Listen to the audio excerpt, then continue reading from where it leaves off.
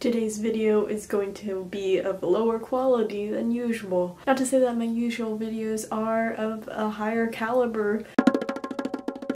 So this past 3 days I went to a graduate orientation that is more focused on diversity. And if you haven't been on this channel for a long time, I like that topic a lot. I'm gonna scoot back a little bit, sorry about that if that changes things.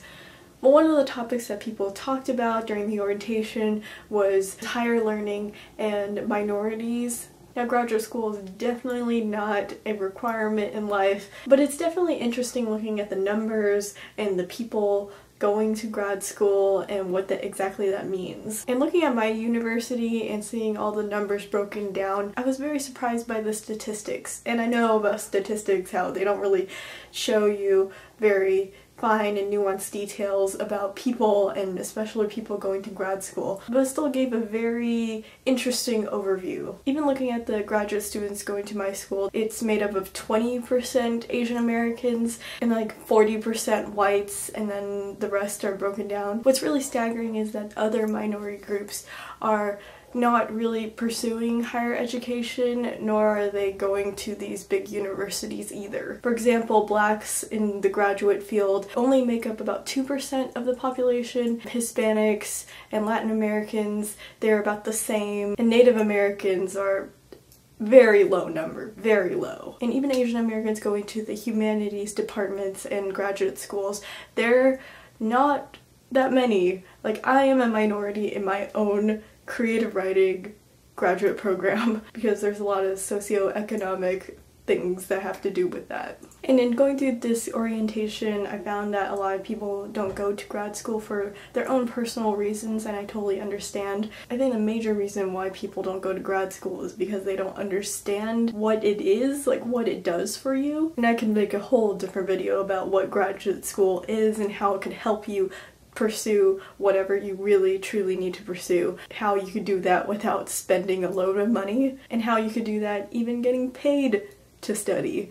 So that could happen. The second thing that I learned through the orientation is that people will be less likely to go to grad school if they don't know if they could do it. They don't see people who look like them doing that and just taking example from that. And I can kind of see where that's coming from, because you don't hear a lot of Asian American or minority figures going through their MFA and like being totally successful. I mean, there are a few miracle stories. It's not a huge common occurrence. I feel like the MFA and creative writing degrees are more white, they're for a very specific demographic, and it does kind of feel like I'm intruding a little bit. Do I belong here? Imposter syndrome. I definitely have that. But even more so, a Black American seeing grad school in the education field or in the STEM field or wherever they want to go, I bet it's totally disconcerting and discouraging to even start, because there's really no one that person can look up to. It would be just a huge frontier for them, and that can be so scary. Sorry, my battery ran out, so I had to charge it for a little bit, so I'm just going to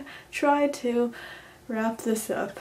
I don't know how I'm going to do that. But there's other reasons why people don't pursue grad school, especially minority groups, and that's because of family, of like socioeconomic standing, and all these other reasons and pressures. I know my family is totally not okay with me pursuing writing because they think it's very unrealistic, but it's something I really am passionate about and I really see a need for, so that is why I still believe in doing this and pursuing this. So if you're a minority group in your own country, in particular if you're underrepresented and just marginalized a lot in your own country, I highly suggest that you still strive for whatever thing that you have been idealizing and thinking about and ruminating for all your life, because there is a need for whatever you're passionate about. If you're passionate about it, there's a really huge chance that other people are passionate about it too.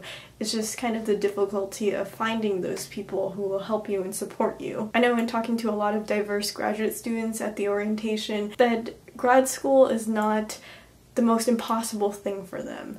They've been able to find advisors and they've been able to find help and they've been able to find funding, most of all, to do their projects and to do their research. One young man that I was very impressed by, he is a sociology major. He's currently an undergraduate student, and he's currently doing research about urban communities in the US. And I'm sure his research and his findings, especially because he's lived in those areas and he's lived through those things and he has that perspective, a lot of his research and a lot of his work is going to make a huge difference. And then I met another young lady who is currently pursuing, I think, a PhD in Native American Studies, and she herself is a Native American. But her story was extremely interesting because she came from a reservation, and people in her high school don't usually graduate because they either get pregnant and drop out, or else they drop out and go do work in order to support their families. And graduating from even a college is very unheard of and very rare. By some sort of magic and luck and her own talents and her own passions, she was able to get this far and go to pursue her PhD. So my opinion is that if it seems impossible and it seems like everything is pushing against you, you should really try to push back, because you don't know how far you'll get. And for all my diverse writers out there, keep pursuing it. I would even go so far as to suggest you pursue an MFA. There's a really small amount of diverse writers in MFAs, especially currently, so please apply. So yeah, that was kind of my weird soapboxy video, but it was something I was thinking about and I wasn't really prepared to do other videos today, so I just decided to have a casual chat with you. That is it for this video. I hope it was coherent. If you have any questions, which I'm sure you do after this weird and incoherent video, please leave them down below because I will answer any and all of your questions. Anyways, I will see you in another video, and bye!